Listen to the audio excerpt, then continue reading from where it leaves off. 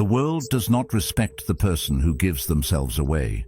You've been taught your entire life that warmth is a virtue, that if you stay open, kind, endlessly accessible, the world will eventually return that love to you. But look at your own experience. The more available you became, the more taken for granted you felt. The more you explained yourself, the less you were understood. And somewhere deep down, you started to wonder if being nice was quietly costing you your power. When your peace depends on other people's approval, you are not free. Stoicism teaches something far more radical than kindness. It teaches sovereignty. Your value cannot rise and fall with someone's text message, tone of voice, or validation. Real strength isn't loud, it's controlled. It's the calm that doesn't beg. It's the presence that doesn't chase. And once you understand that, the way you move through the world changes completely. Here's the truth most people are too uncomfortable to say out loud. Value changes when access changes. That's not a moral statement. It's a law.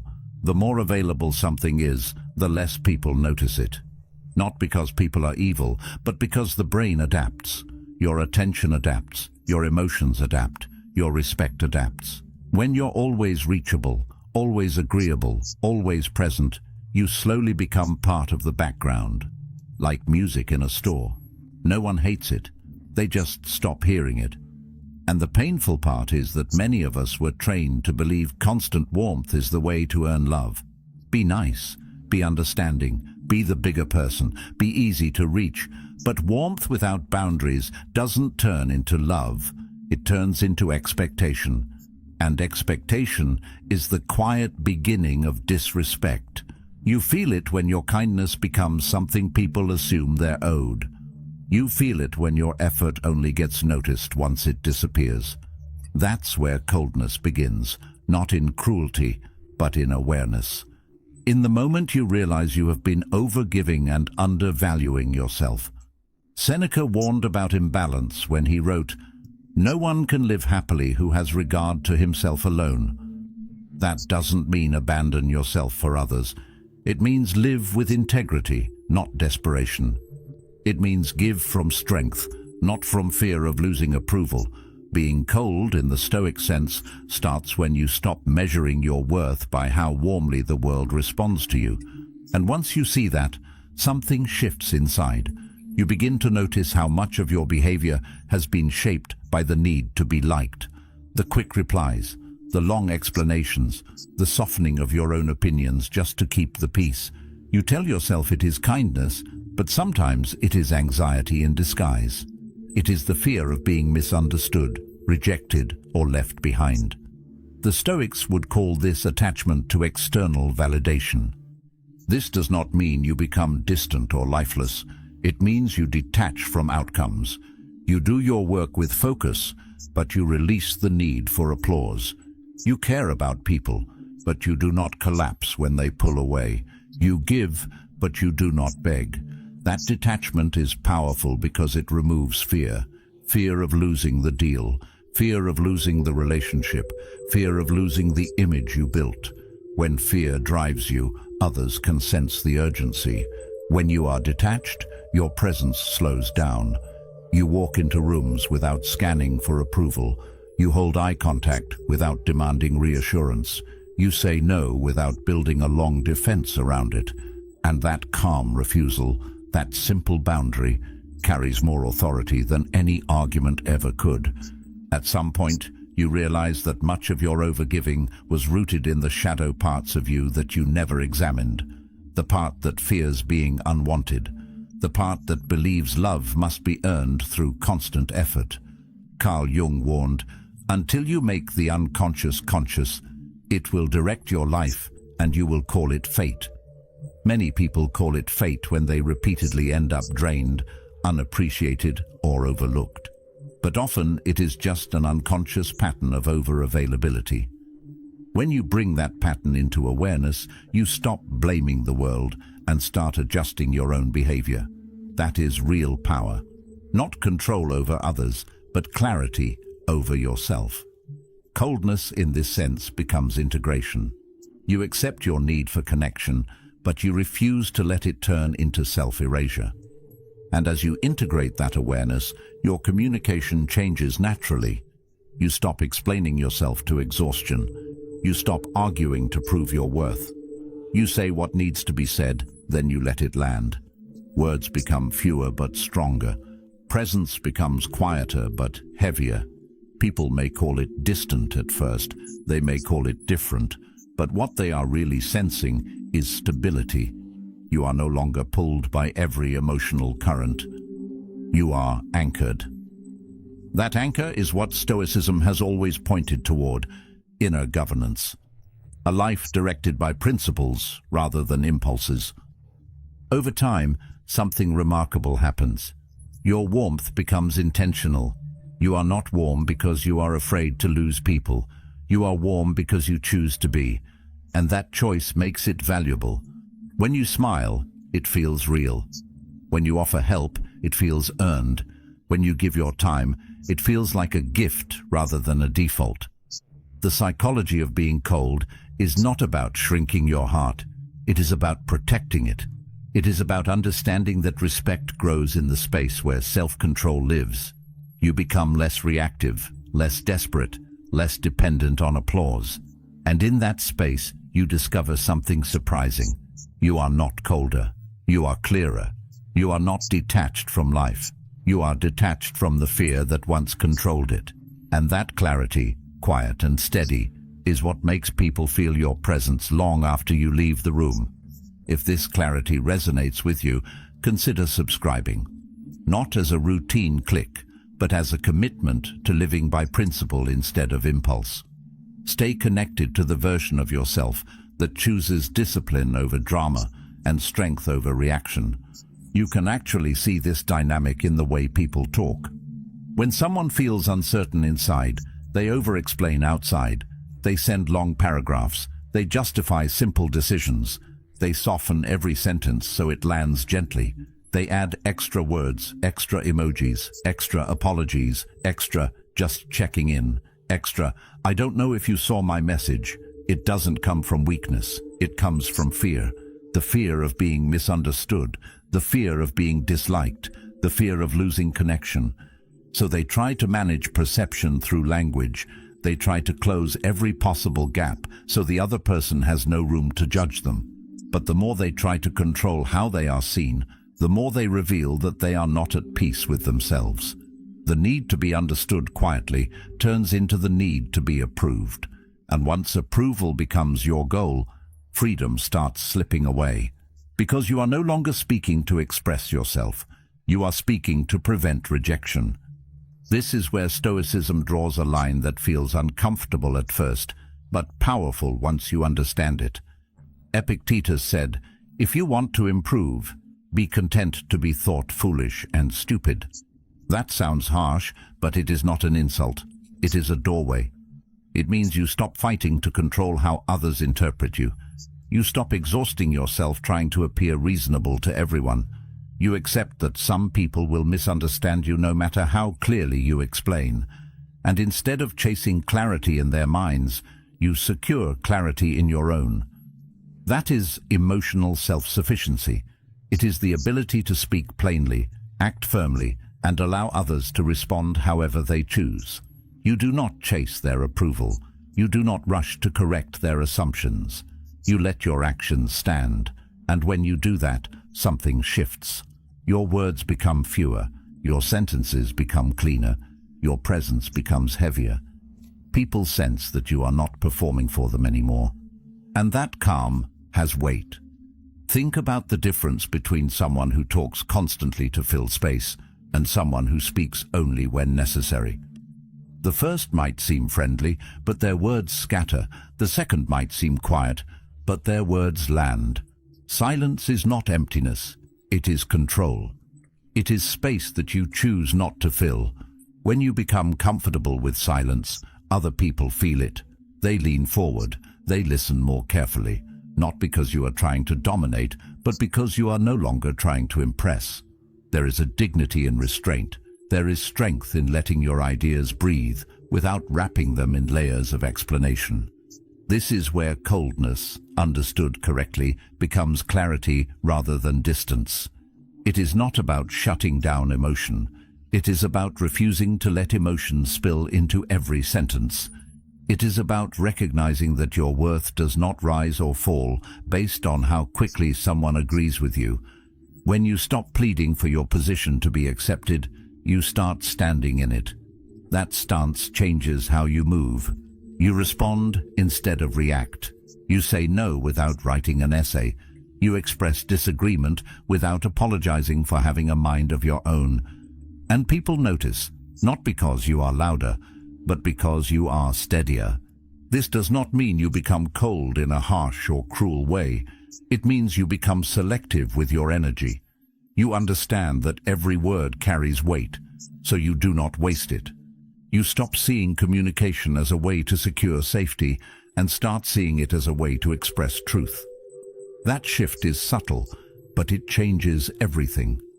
Because once you are no longer performing for approval, you begin to embody presence.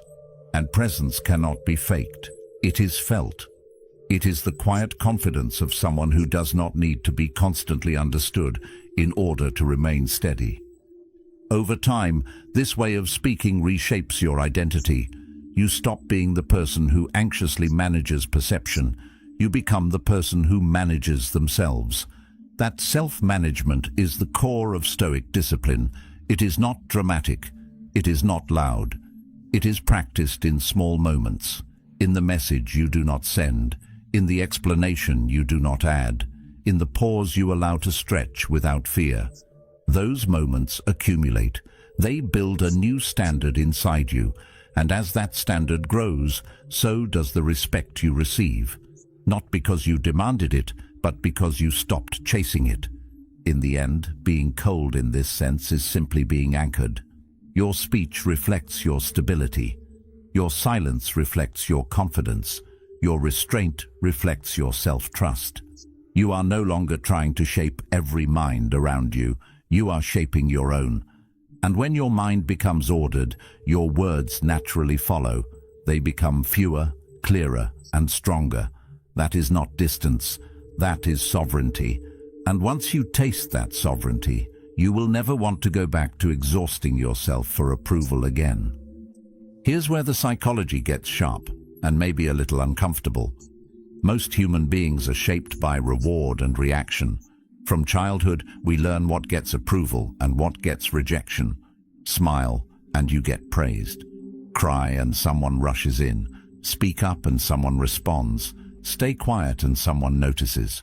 Over time, your nervous system begins to map these patterns. It starts to connect emotion with outcome. So if someone can pull a reaction out of you, anger, guilt, fear, excitement, they learn something powerful. They learn they can move you. Not always on purpose, not always with bad intentions. But the pattern forms. The body remembers. If a certain tone makes you panic, that tone becomes a tool. If criticism makes you scramble to prove yourself, criticism becomes a leash. And once someone discovers where your buttons are, they don't have to push hard. They only have to push accurately. When you stop reacting automatically, you become unpredictable in the best way. You are no longer easy to steer. People cannot guess which emotional lever will move you because you are not handing them the control panel, and you can feel how different that is. Someone throws disrespect at you, expecting you to defend yourself, and you do not rise to the bait. You look at them, you listen, you respond only if necessary. Someone tries to pull you into drama, and you do not engage. Someone tests your boundary, and instead of arguing, you calmly enforce it. That is not distance, that is discipline. The cold person is not numb. They are trained. They do not give their emotional remote control to whoever shows up loudest in the room. There is something deeply psychological about this. The human brain is wired to seek patterns. If it expects anger and receives calm, it hesitates. If it expects pleading and receives quiet confidence, it recalibrates. The pattern is broken, and once the pattern breaks, the dynamic changes.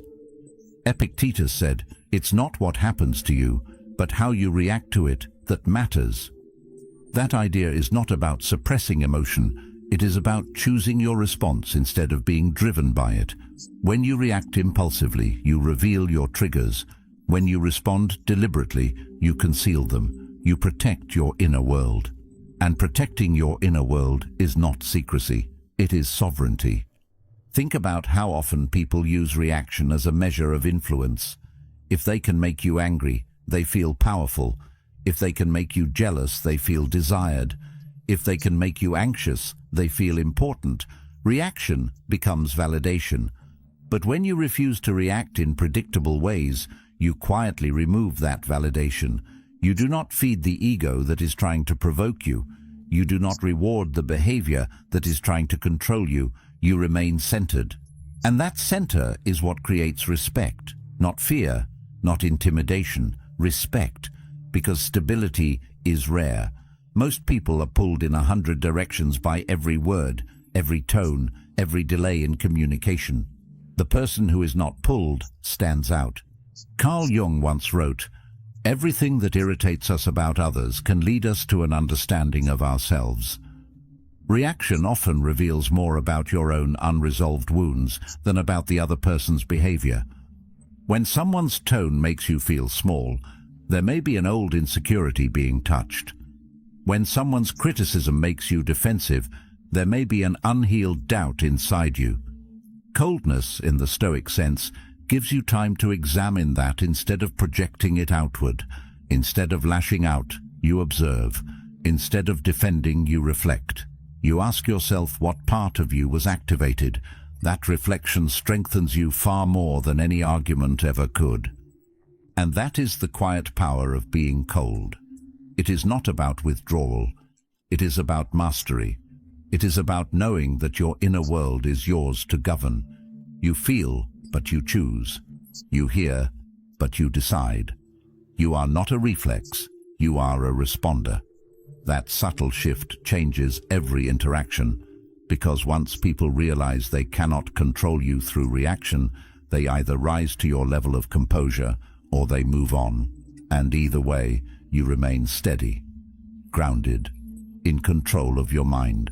That control, calm and deliberate, is where real strength begins. A lot of people believe the secret to strength is the perfect comeback, the sharp line, the clever reply that silences the room. But that is not where real power lives. The real power is in the pause. The pause changes everything. It is small, almost invisible, yet it rewires the moment. When you pause, even for 2 seconds, you interrupt the old script running inside you. The script that says, "Please like me, please don't leave, please don't misunderstand me, please don't be upset." Most of us do not even realize how often we are negotiating for acceptance. The pause is where that negotiation stops. It is the quiet space where you remember that you are not a reflex. You are a chooser. That tiny gap between stimulus and response is where discipline is built. It feels uncomfortable at first, because you are used to reacting quickly. Quick defense, quick apology, quick explanation. But when you pause, your body learns something new. It learns that discomfort is survivable. It learns that you do not have to rush to fix how others feel about you. And in that pause, your energy shifts. Instead of leaning forward to secure approval, you lean back into yourself. You breathe, you observe, you decide. Epictetus once said, "No man is free who is not master of himself." Mastery begins in that space between feeling and action. It begins when you choose not to hand your reaction to whoever provokes you. Something interesting happens when you grow comfortable with silence. The other person begins to fill it. They explain more, they talk longer, they reveal more than they intended. Not because you are manipulating them, but because silence creates uncertainty, and most people cannot tolerate uncertainty. We are wired to close gaps quickly. When you do not rush to close the gap, the dynamic changes. The attention shifts. Calm becomes a mirror. It reflects the other person's energy back to them. If they are anxious, their anxiety becomes louder against your stillness. If they are aggressive, Their aggression looks exaggerated next to your composure. Marcus Aurelius reminded himself, "You have power over your mind, not outside events." The pause is how you live that truth. It is how you protect your inner world from being invaded by every external impulse. Calm can feel intimidating to others because it signals inner stability. It suggests that you do not need the moment to go your way in order to remain steady. In a world where people perform their emotions loudly, where reactions are instant and constant, restraint stands out. Not as coldness in the cruel sense, but as grounded presence. Think about the difference between someone who reacts immediately and someone who listens, considers, and then responds.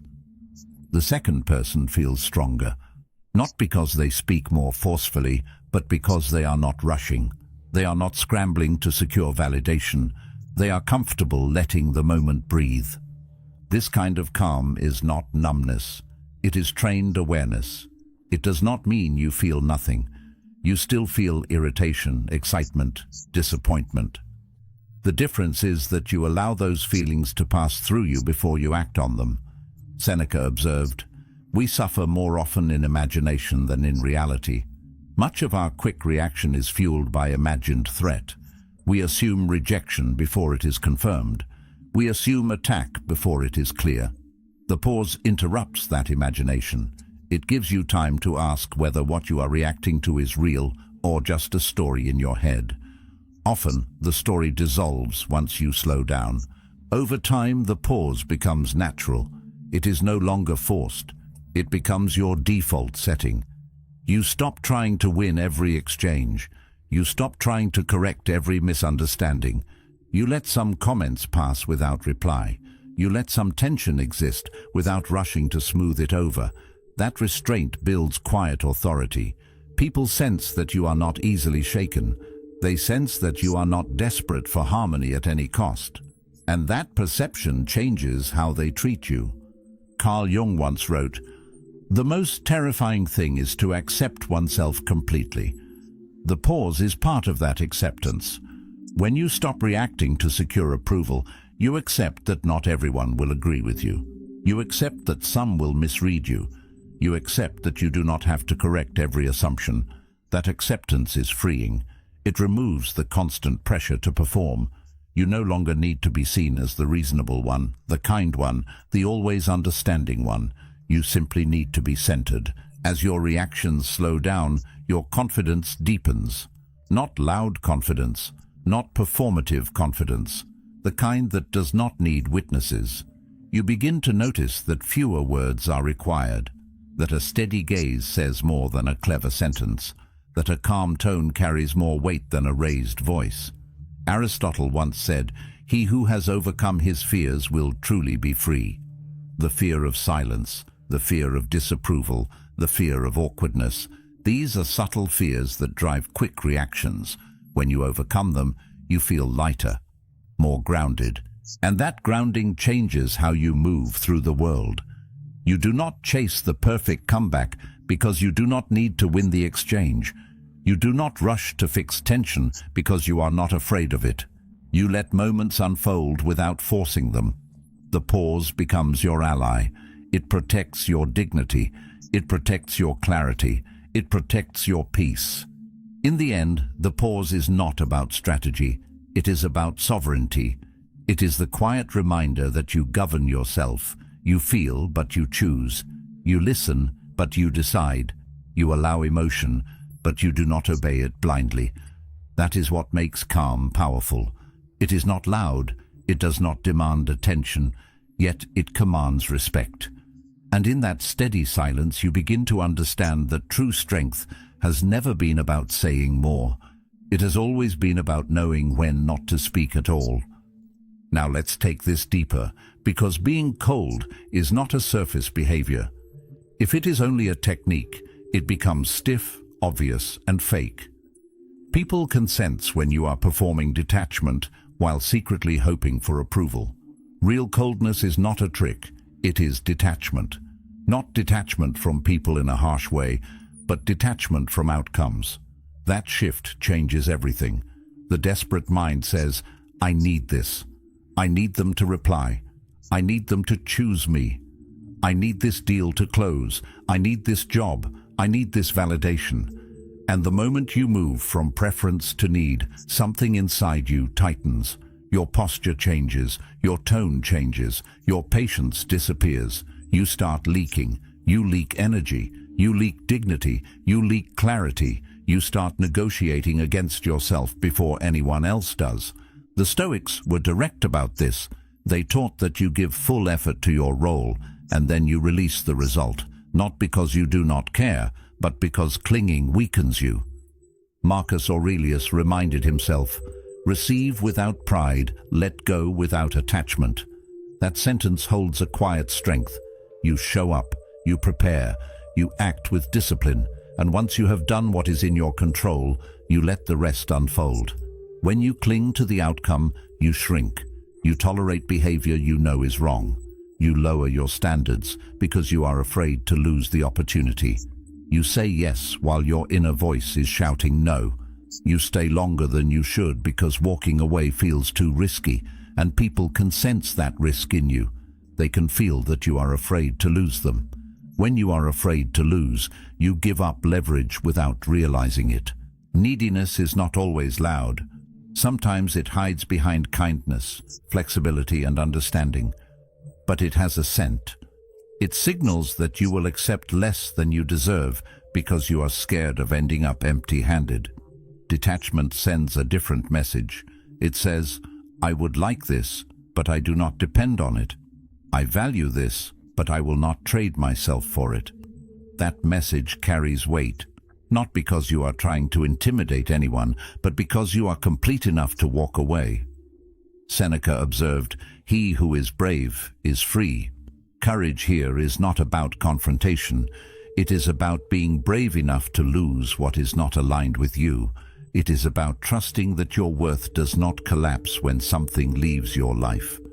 Detachment does not mean you stop caring. It means you stop begging. You stop tying your identity to external outcomes.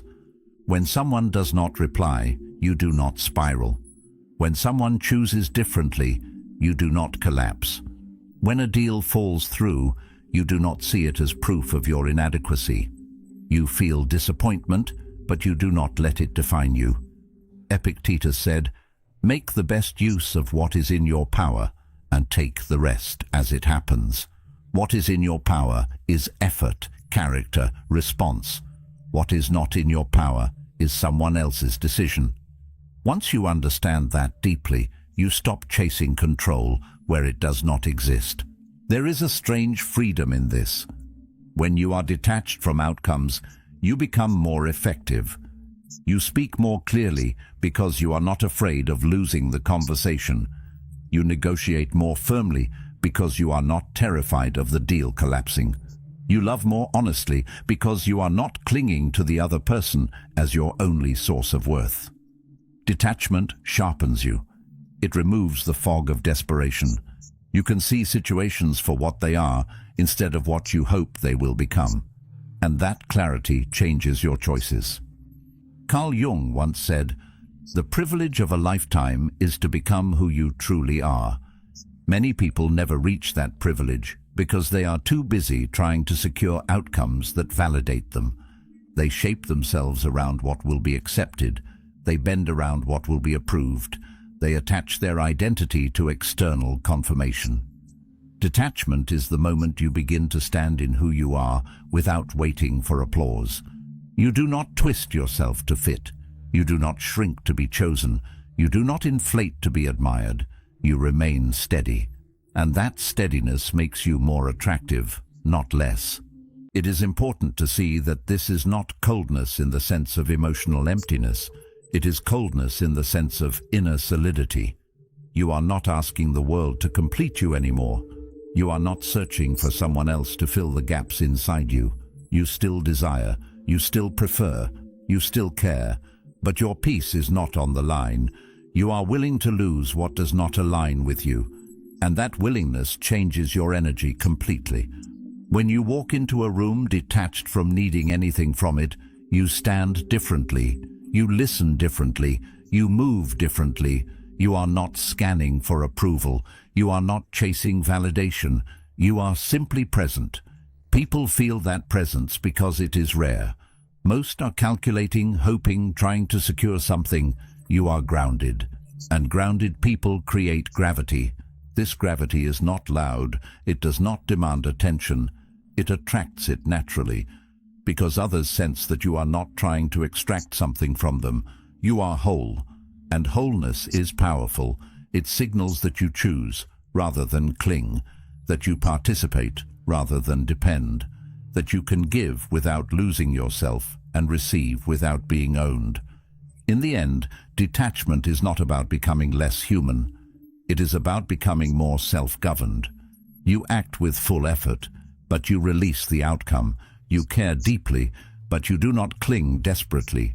You are willing to walk away if necessary, and that willingness is what makes your presence strong. Not because you are pretending not to care, but because you have learned to care without surrendering your dignity. That is the deeper psychology behind being cold. It is not distance, it is independence. And independence, quiet and steady, is what turns respect from something you chase into something that naturally follows you. The so-called cold mindset is not about shutting the world out. It is the art of selective access. It is the decision to stop rewarding behavior that harms you. It is the discipline to stop explaining your limits like you are asking permission to have them. That shift is subtle but powerful. Instead of over-justifying your no, you let it stand. Instead of softening every refusal with layers of apology, you say what is true and allow the discomfort to exist. That doesn't work for me. I'm not available for that. No. Clean language, simple language. And then you let it land. No performance, no dramatic tone, just clarity. And clarity has weight. When you first begin to do this, it can feel unnatural. You may feel tension in your chest. You may feel the urge to add extra explanation, to smooth the moment, to make sure the other person still likes you. That urge is old conditioning. It is the part of you that learned love by being agreeable. It is the part that learned safety by avoiding conflict. But safety built on self-erasure is not real safety. It is dependence. Boundaries interrupt that pattern. They force you to tolerate a little discomfort in exchange for long-term respect. Carl Jung explained this deeper layer when he said, "Until you make the unconscious conscious, it will direct your life and you will call it fate." Many people call it fate when they keep ending up around the same draining personalities, the same disrespect, the same emotional chaos. They say, "I just attract these kinds of people." But often it is not attraction. It is access. It is the unconscious habit of allowing certain behaviors to enter without resistance. When you bring that habit into awareness, you begin to see the pattern clearly. You notice how often you let things slide, how often you tolerate what you do not actually agree with. Once you see it, you can change it. And that change begins with small, firm decisions. Boundaries are not loud. They are consistent. You do not need to announce them dramatically. You enforce them quietly. If someone repeatedly calls late at night and it drains you, you stop answering at that hour. If someone speaks to you with disrespect, you shorten the conversation or end it. If someone pressures you with urgency, you take your time anyway. These actions speak louder than arguments. They teach others how to treat you without you having to lecture them. Over time, the people who respect you will adjust. The ones who cannot will drift away. And that drift is not loss, it is alignment. The Stoics understood that self-governance is the root of freedom. Marcus Aurelius reminded himself, "If it is not right, do not do it. If it is not true, do not say it." Boundaries follow that principle. If something feels wrong to you, you do not participate. If a situation requires you to lie about your comfort level, you step back. This is not stubbornness, it is integrity. And integrity has a temperature to it. It feels cool, steady, unmoved by pressure. That steadiness is what people interpret as coldness, but it is simply inner alignment.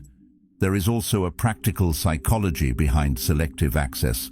When you stop automatically giving your time and energy, you increase their value, not as a manipulation tactic, but as a natural effect. Scarcity creates attention. When you are no longer constantly available, your presence becomes intentional.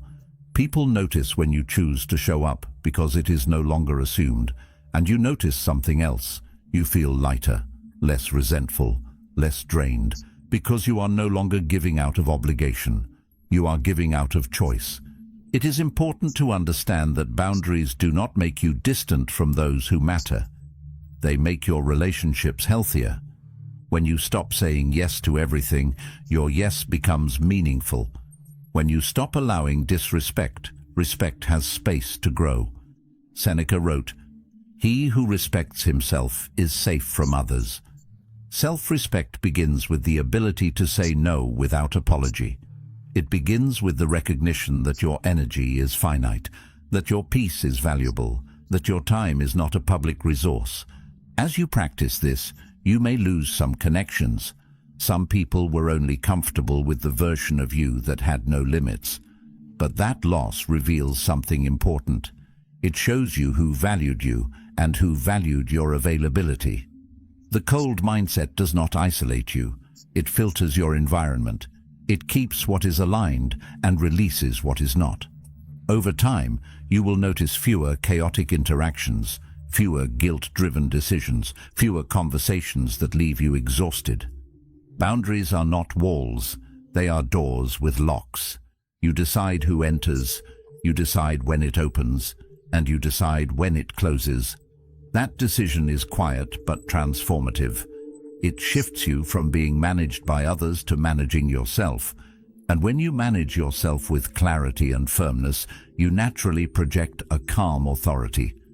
Not harsh, not hostile, just clear. This clarity connects back to the deeper idea of being cold in the right way. It is not about pushing people away. It is about refusing to let everything in. It is about understanding that openness without discernment leads to chaos. When you combine awareness with restraint, you protect your inner space.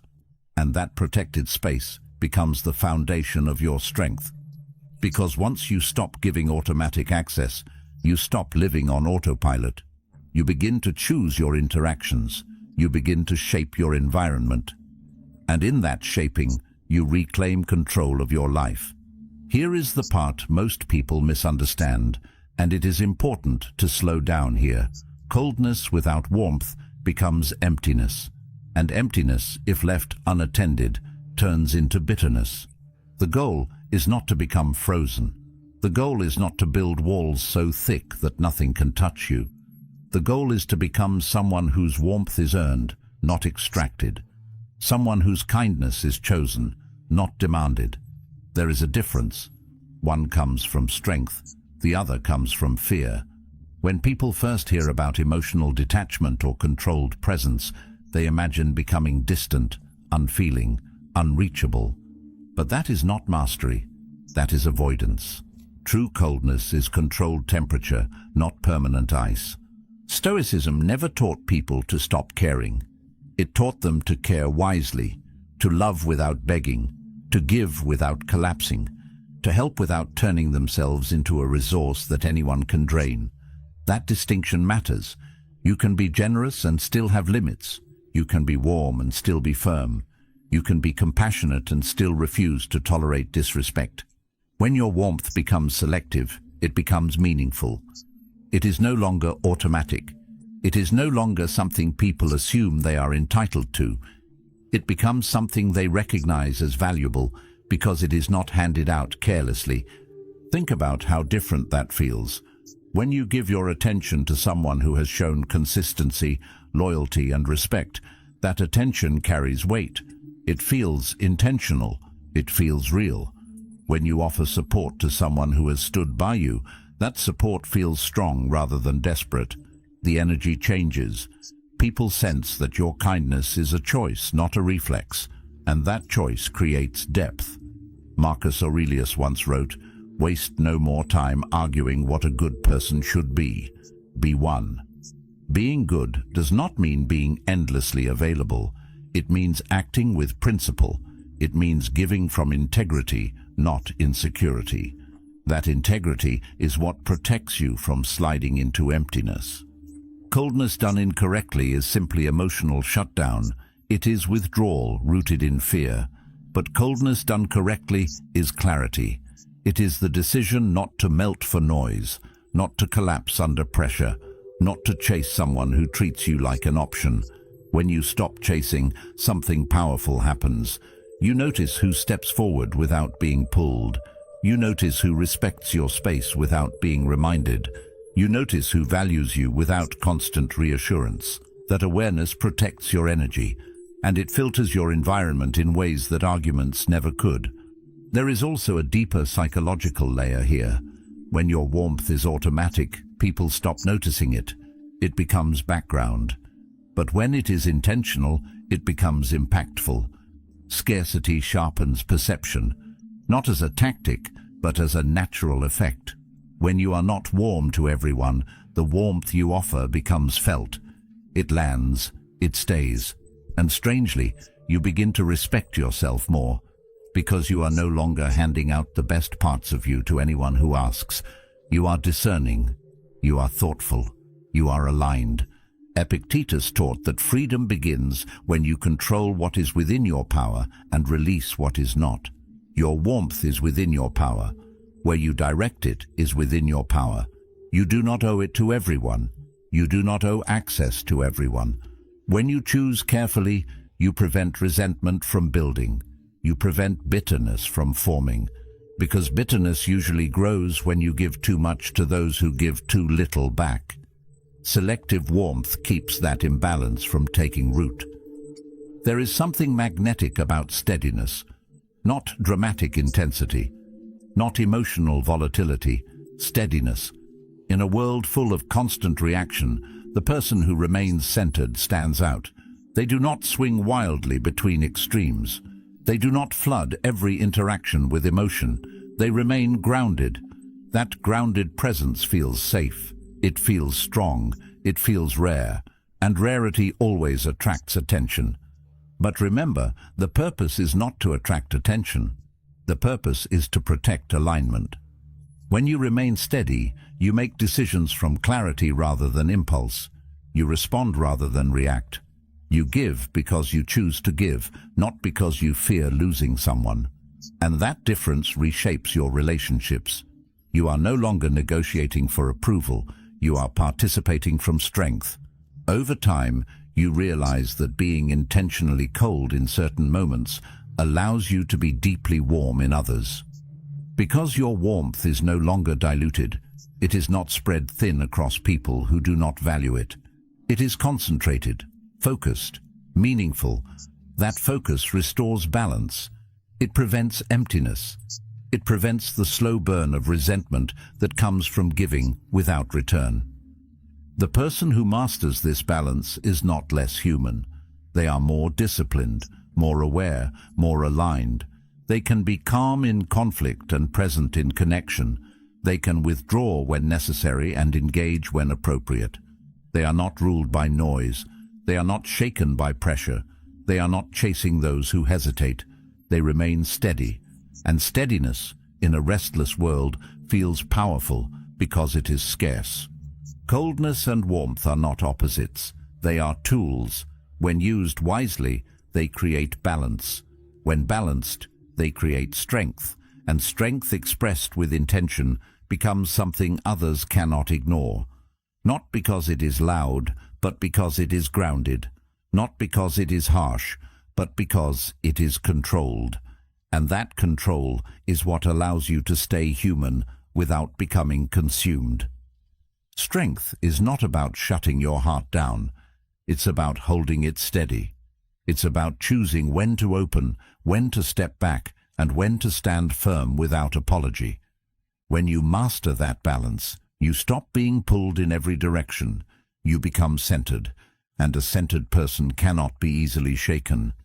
If something in this message spoke to you, there's another video on your screen that goes even deeper into building that kind of unshakable inner strength. Watch it next, Stay on this path.